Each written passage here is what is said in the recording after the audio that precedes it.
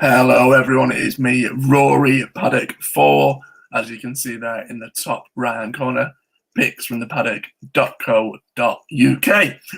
It's Monday, it's the 26th of April, it's just gone 11:40, and there are a couple of horses that I like the look of this afternoon with a potential plot job on the cards for a certain owner at Ayr.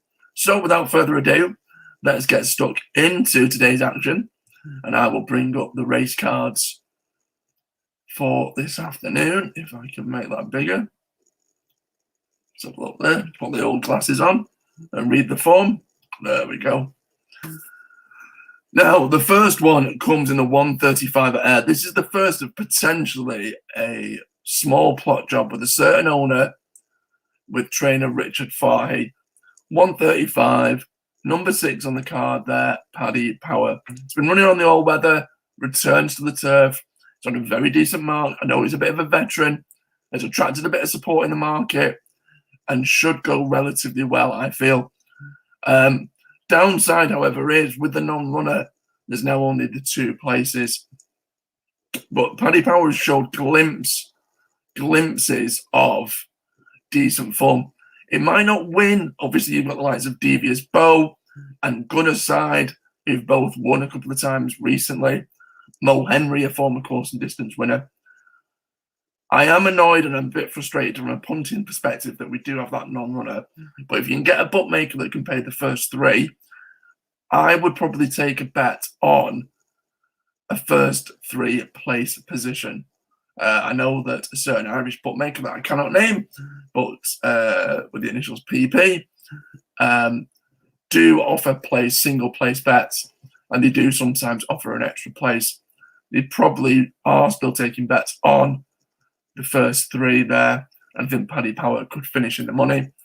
Also, another horse from the same yard, same trainer, owned by same owner, Mr. Scaife, runs in the race after. It's the 210. And we can see there.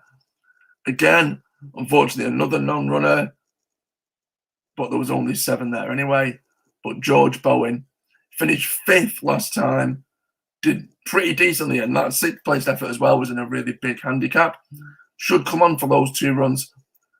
11-2 is drifted quite badly in the market, but Bielsa, we're not sure. Let's be honest, that horse did well in his younger days, but now at the age of 6 last year, it's pretty disappointing.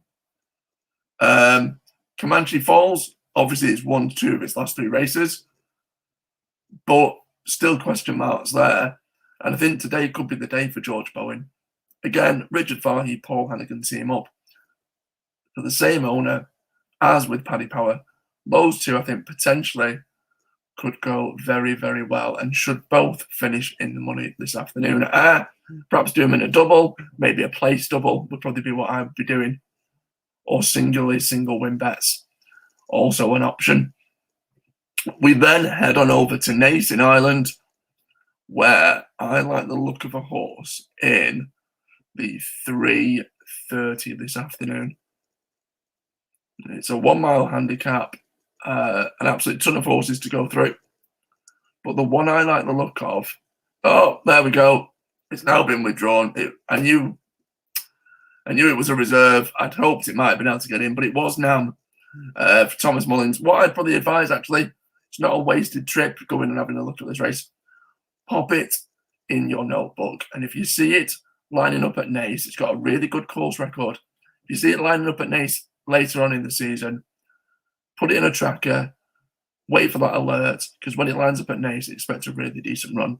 It's plummeting down the handicap mark. It's going to have much less weight whenever it lines up here, and it should go very, very close. It was priced at around 9-1 before it's obviously now been withdrawn.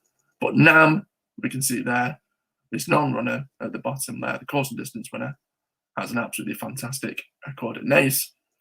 And last but by no means least, another horse that should go well comes in the last race of the whole day, 8 o'clock at Thirsk, and it's Harvest Day. a horse that's got a course win to its name. Thirsk is a very unique track, so any sort of course form, I think, is a massive positive. And the horse, looking through its form at Thirsk, reads as follows. If I bring that up now, there we go. So the horse's form at this course: 1 win, 1 place from 3 starts. Its win came off a mark of 71. It's now off a mark of 60. Its current price, as we can see there, is 6-1.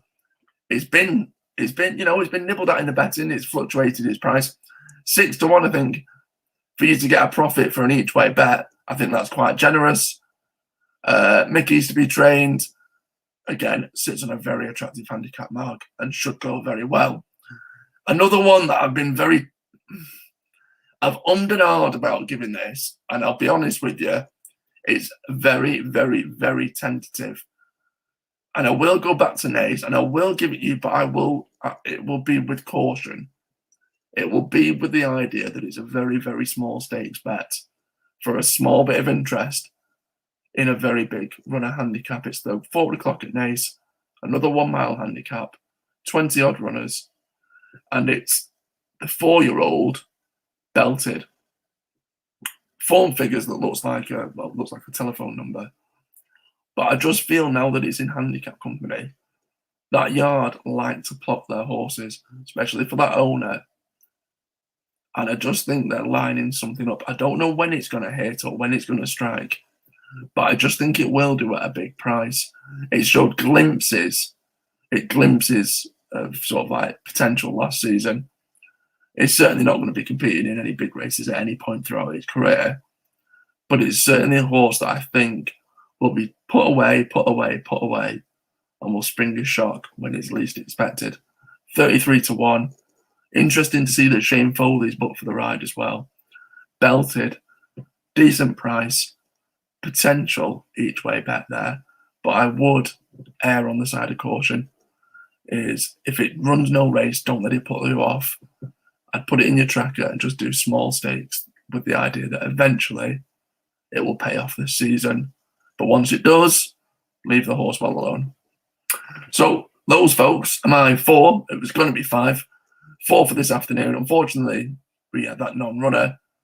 But fingers crossed that we can get a bit of profit this afternoon with those 2 from Air, 1 from Naas, and 1 from Thirsk. All each ways or place bets. Fingers crossed. Good luck if you follow. And thank you, as always, for any likes, comments, and shares.